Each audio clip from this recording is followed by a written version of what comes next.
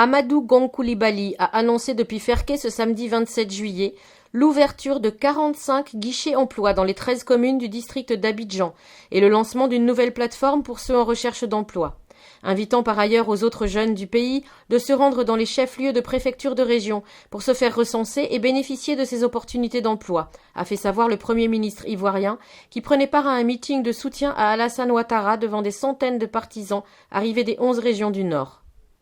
5000 opportunités d'emploi seront créées au profit des jeunes dans le cadre du plan social du gouvernement, PS-Gouv, 2019-2020, a annoncé Amadou Gon Coulibaly. En septembre, il y aura l'ouverture de guichets emploi dans toutes les communes, a poursuivi le Premier ministre Amadou Gon Coulibaly, qui a soutenu que le développement d'un pays s'inscrit dans le temps et est une épreuve de longue haleine. Les perspectives sont prometteuses autour de la grande vision du président Alassane Ouattara, a-t-il insisté.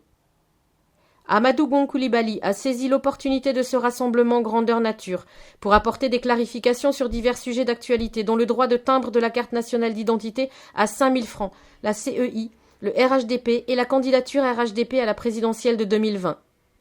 Depuis 1962, le droit de timbre de la carte nationale d'identité est payante. Exceptionnellement, il a été suspendu en 2007 dans le cadre du processus de sortie de crise.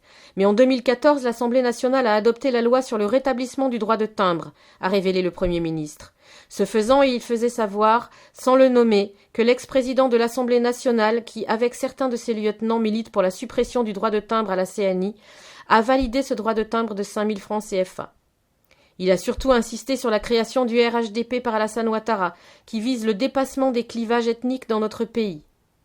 Nous restons tous à l'écoute du président Alassane Ouattara pour la présidentielle d'octobre 2020. Le Premier ministre a annoncé des mesures vigoureuses pour répondre à une spéculation inacceptable qui facilitera la campagne prochaine une remontée des prix borchants en insistant sur l'industrialisation et ainsi créer des emplois. Il a soutenu qu'avec le prix borchant de 300 CFA par kilo de coton décidé par le gouvernement, ce sera 151 milliards de francs CFA qui seront distribués aux paysans.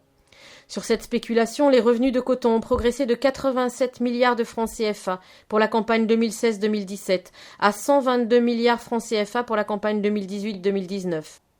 Amadou Gon Coulibaly a égrené des axes routiers dont le bitumage constitue les nouvelles priorités du gouvernement. Ce sont entre autres les axes routiers Bouaké-Bassawa et Korogo-Dikodougou. Toutes les régions, sans distinction, bénéficient de l'action de l'État, a insisté le Premier ministre, qui a énuméré les efforts consentis dans l'électrification. Dans la région du Hambol, de 38, le nombre de localités électrifiées est passé à 186. C'est cela, Alassane Ouattara, notre choix qui guide la raison, car il travaille à la modernisation de notre pays qui connaît des mutations profondes, a soutenu l'ancien maire de Korogo.